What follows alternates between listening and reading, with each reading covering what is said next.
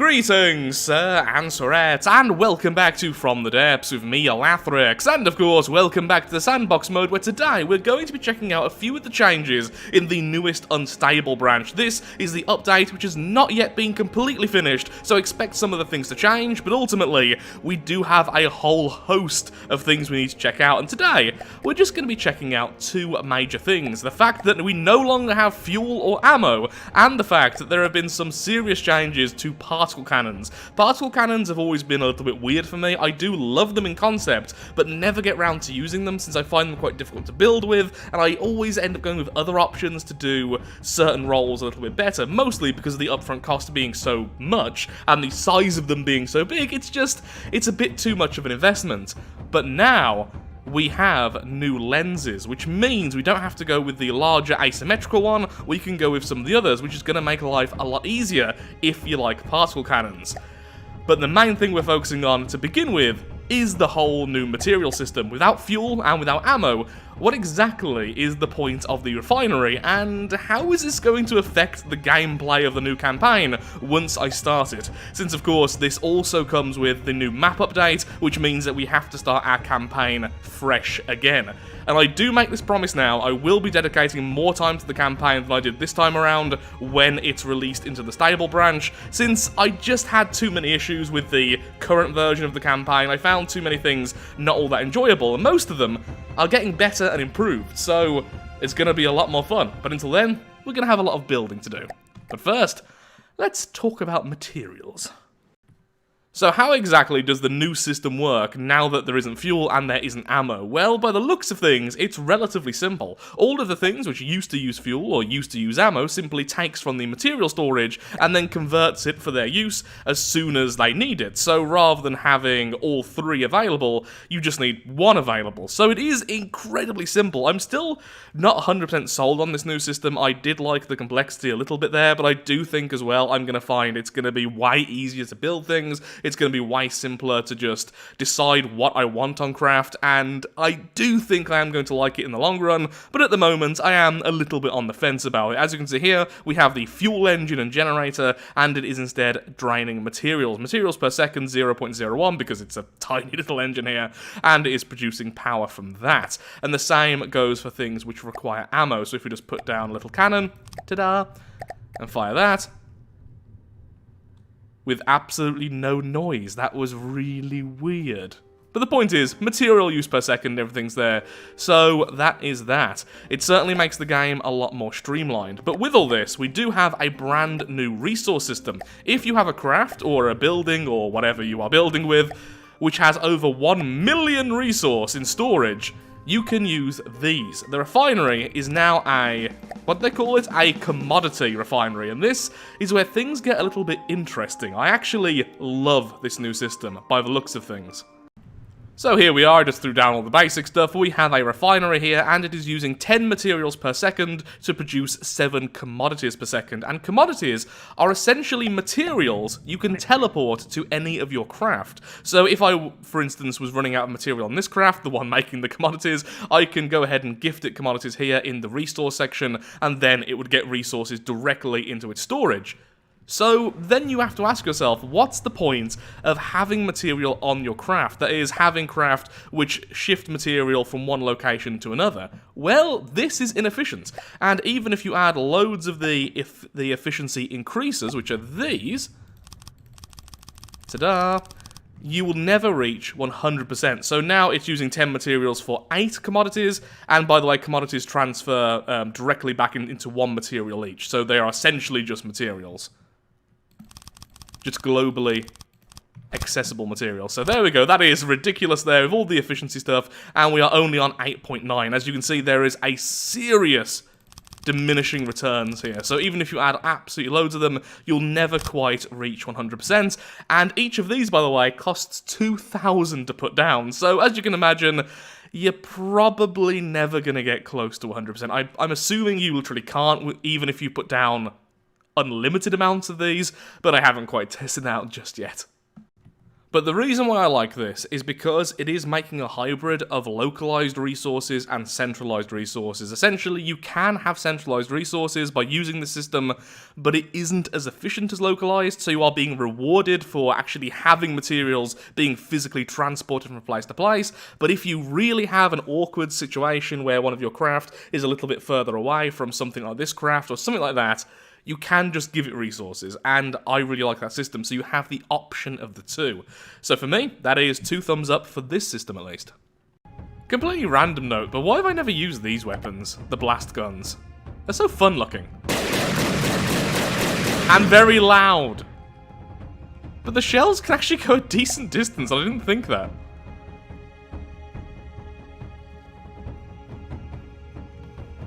To here. I mean, I know they won't be very effective, but how about that for an anti-air system or something? Just, I'm gonna hit everywhere, so I'm guaranteed to hit you.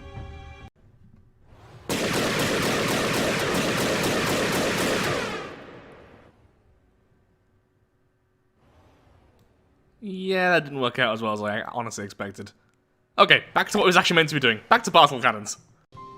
Okay, so here we are with our various types of particle cannons. So what exactly has changed? Well, firstly, we no longer have access to a lot of the old settings we had access to over here. Things like the range versus damage, so how much damage is reduced every kilometer, that's now baked into all of the different lenses, and the same goes for the horizontal versus vertical focus, that differs depending on which lens you're using. So I think those are the two, which used to be you can alter them per lens, but now the lens themselves has their own unique traits. After that, we also have some other modifiers now, so all of the lenses are a lot more unique. So first of all, let's just take a look at these ones. These are the melee lens. These are completely different to all the other lenses. Anything which goes through here will take damage, except for me apparently, which is interesting, but I was accidentally destroying my own building whilst I was trying to set this up. So yeah, that's the melee lens. We're not going to be focusing on that today because it's something I really need to learn myself, and it is honestly just insane to me.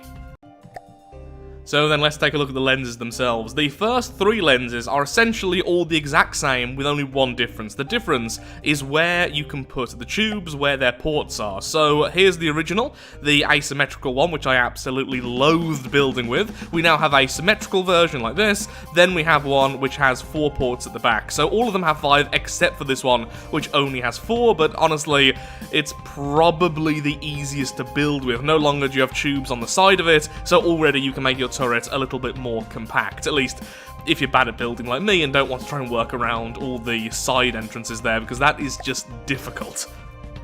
These are the long-range lenses, which means they are very long-range. They have a terrible field of fire of only 10 degrees. Again, you can't change this in the settings anymore. The damage modifier is times 0.8, meaning it does less damage than average, and its damage loss per 100 meters is very low at only 2%. So every kilometer the particle travels, you only lose 20% damage. That is very, very little, which means these, of course, are the snipers. These things can fire from across the map and do significant damage, although you're probably going to need a larger weapon to begin with because of the times 0.8 damage modifier, which is a little bit of a problem. Then on the opposite side of the spectrum, we have the short-range lens. It does pretty much exactly what you'd expect. It has a larger field of fire of 35 degrees, it has a damage modifier of times 1.2, so it simply does more damage, but it has a damage loss per 100 meter of 6%, so 3 times. Every kilometer, it's losing 60% of its damage. Even over short ranges, that's going to add up really, really quickly. So at short range, this thing will destroy everything, but as soon as the enemy is at any decent range, it's gonna start losing its damage very, very quickly. Then we have the 2 lenses I'm going to be using today. We have the scatter lens, this one over here, which will fire multiple shots per arm. In fact, we can quickly check that here. So here we are, we only have 1 arm currently available, and it is firing twice. It does half the damage of a regular shot, but of course, it shoots twice, which can be really useful, especially for something like piercing, because that way you can hit well, you are more likely to hit something important inside the craft. I imagine the others as well can work really well with this, but that's how I used to use them when I used to fire more than one shot. If we change the charge time, which used to be a maximum of 10 seconds, now it's a maximum of 30 seconds, we can go all the way to 4 shots per shot. So you are hitting loads of locations very, very easily. And this thing has 2 ports, one at the top and one at the back. I believe that's it, right? There's no side ports. Nope. So 2 ports for a total of up to 8 shots. We then also have the focus. I should focus on the focus. So this is essentially accuracy. Do you want it to be more accurate? Well, you're going to lose some damage. Do you want it to be really inaccurate? Well, you're going to get loads of extra damage. As you can see here, the damage is 1,709. If we make it completely accurate, though, it's 856. We then have, if I can see them, not the field of fire, but... Actually, where is the... Oh, it doesn't actually have a setting there to show you the accuracy. Okay. But either way, it's all to do with accuracy. The vertical lens is an interesting one because it has a modifier, a new modifier, all to do with its focus. So its vertical focus modifier is ×2, meaning it's very accurate in terms of its vertical focus, but its horizontal focus is ×0.5. So aiming left and right, very difficult. Aiming up and down, completely fine. It then has a field of fire of 10 degrees horizontal, but a 60 degrees vertical. So putting this on a spinning turret, which is taking care of the horizontal movement, will make this an incredibly powerful weapon in terms of just making sure you actually hit the target. On top of that, it does have, if I go back to it, there we go, it does have just the regular damage, so no modifier there, and it is somewhere in between the short and long range in terms of its damage loss per 100 meter of only 4%. So more damage than the long range lens without the extreme drawback of the damage loss per 100 meter of the short range lens. This is probably the one I'm going to use for everything, and this one has 2 ports at the back. And this is most likely what we're going to be using today, because today I want to make 2 types of turret, or at least, well, I want to make 1 type of turret, but I'm probably going to make 2 different sizes of it, and that is a turret with 2 turret pieces. Nice and simple, so all it's going to be is just a 1-axis turret on the bottom. Then we will build up if I press the correct buttons, there we go. And then we'll have a second turret on the top, either using the elevation only, like so, or using just a normal 1-axis on the side. And what this does is it enables you to have a really, really cool looking weapon, which is all I really want. Essentially, I want an anti-air particle cannon, which means we're going to have to be able to aim directly up. So we don't really need the vertical lens for this because we're already controlling moving up and down and everything else. We can aim directly at the target. So we could go with the scatter lens, just loads of shots and hoping we hit, or perhaps even the short range lens if the enemy gets close enough. But I really love how the vertical lens looks. That's the problem. I think this thing looks amazing. And even with my terrible turret building skills, I think I can probably make something which looks pretty darn cool. So there we go. You can move up and down. In fact, what I should really do, just to showcase this, is quickly hook it up to an AI and then show you how it moves. Oh look, it's a flying squirrel. So the turret is aiming at it, and then the second turret, the elevation turret, is causing this to move upwards, so it's always going to be aiming. These are going to be very small particle cannons, probably only, I'm thinking 1, 2, 3, 4, 5, about 6 tubes in terms of its actual length. But it should be enough to take out something small like this, especially if we use explosive shock or impact. I actually never use explosive shock, so I'm very tempted by that, I've got to be honest. Oh, this one shows focus, that's what I was thinking of. Or we could use short range just for sheer damage, but my first attempt is going to be something like this. Because again, I just think that looks really, really cool. Now of course, really, you could just use the 2-axis turret to achieve a very similar effect. But again, I just love how this looks. I love how that acts, so this is what we're sticking with. At least for now. But first then, let's see how small I can make one of these. So 1-axis turret. For turning, maybe 1 block high. Oh, I feel that's going to be too small. But then a second sub-object. Elevation only. Then this time, let's go with the small. Short-range particle cannons. So another reason why these are much better than the larger versions at making, you know, smaller particle cannons, because these are absolutely fine. You can build them tiny in terms of how many of the tubes you use. But it's the 1,000 cost up front just for the lens, which is a problem. Then, of course, the fact it's huge in comparison. But it's mostly the cost. You could definitely build small with it anyway. What if you have something like this? I mean, this is going to be silly, right? This isn't really going to work out, but... technically it should. That's the thing. Technically. Using technicals, it should work. Ooh. Maybe if I gave it a slight firing delay so it could actually aim, but still. And that is absolutely tiny. How are you not hitting? Okay, let me change some settings.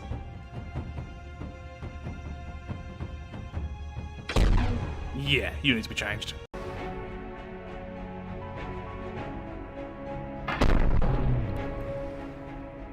Okay, so that's that gone. So that has absolutely no overclocking, which is actually ridiculous. And it's very, very cheap. It's only 4,000 energy per shot, so that's 8,000 for both of them to fire, and it's this small. And that does the job. I mean, it killed the small aircraft. The problem is it does have a 20-second reload time. So, if it is going to kill one every time it fires, and we can have so many of them because how teeny tiny it is, this could get the job done. Something as stupid and tiny and looking like it's looking at you, staring into your soul, knowing all the bad things you've done in life. All those terrible, terrible thoughts. Anyway, the point is, you could have these pretty much everywhere, and as long as it hits most of the time... Note to self, we don't have any safety currently on this thing. Oops.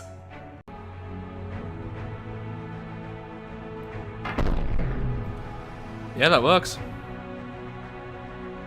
So every 20 seconds, it can kill something absolutely tiny. Now, against larger foes, this is going to be useless, admittedly. The damage is far, far too low to really even break through a few layers of metal.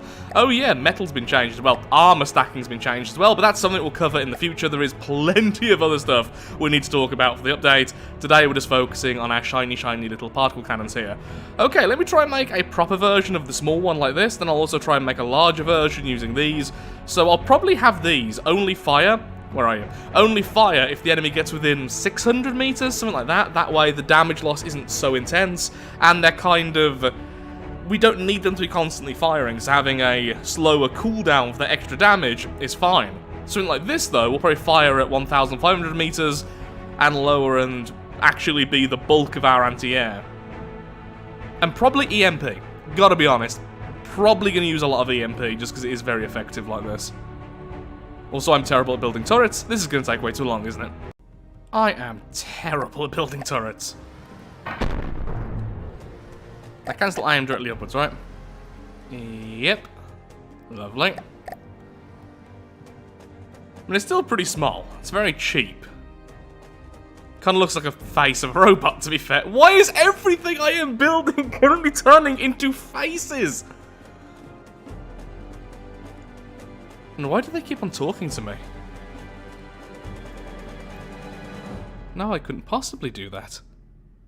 Who'd clean up the mess? I'm just building this tiny little turret here, and I've noticed that Rambot looks really, really terrifying. I also don't remember moving him here. He's watching me for the frog, I'm sure of it. This video is just becoming a big conspiracy theory.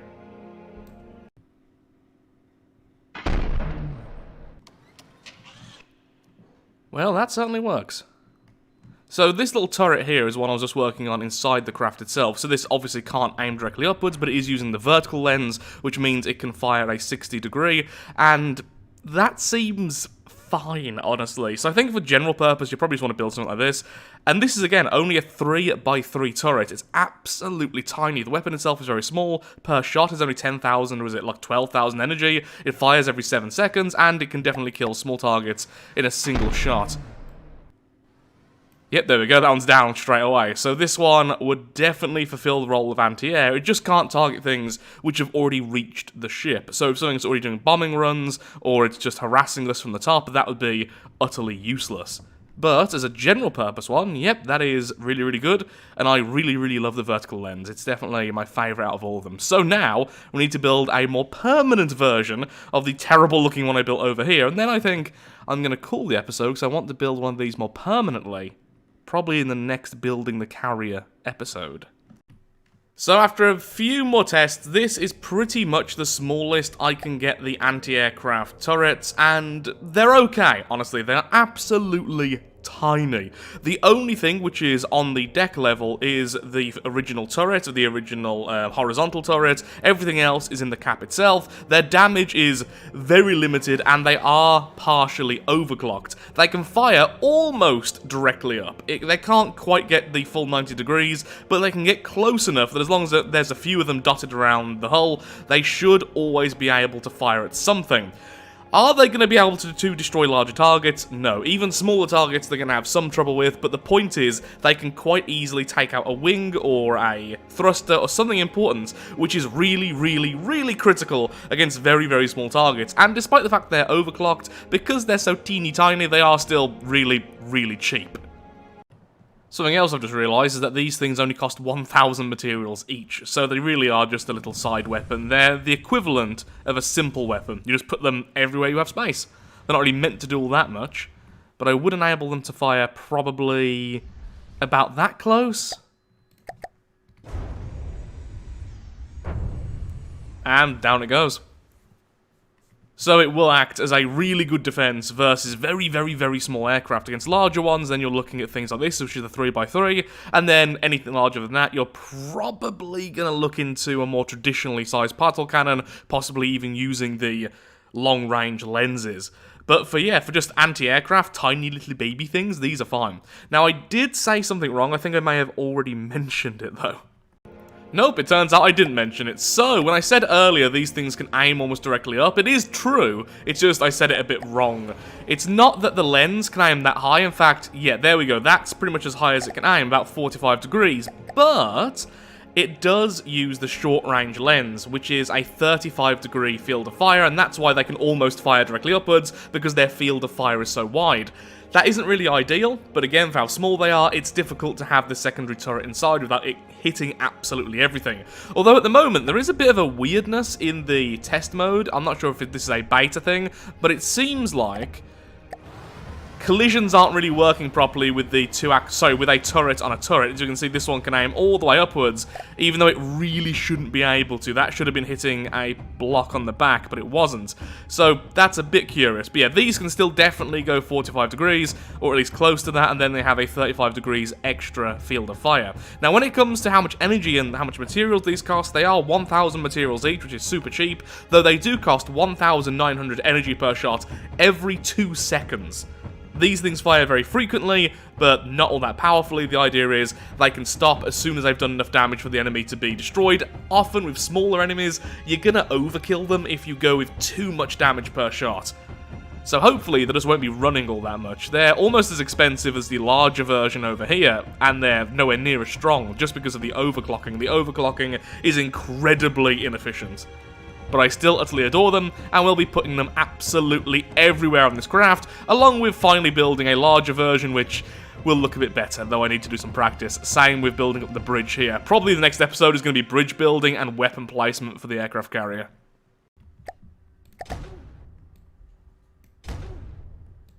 Yep, they definitely work. With that, though, I'm afraid I am all out of time for today's episode. I was hoping to do a bit more messing around with the different lenses and everything, but I wasn't even going to record today. I just saw the new update and I had to test out the particle cannons, so expect a far more in-depth version in the future, as I will be continuing to build up this craft anyway, and I'm definitely going to be using particle cannons. We are almost certainly going to use it as our main anti-air, and then we also want probably some kind of munition defense and everything else, because this craft is going to be incredibly expensive. So with that, thank you so much for watching. If you have enjoyed the video, then of course, likes, favourites, shares, comments, all that good stuff helps out me, helps out the channel, and most importantly, shows that From the Depths is a series you wish to see continued in the future. This new update has a lot of stuff to test out. Also, I said continued weirdly then. It's a weird kind of day.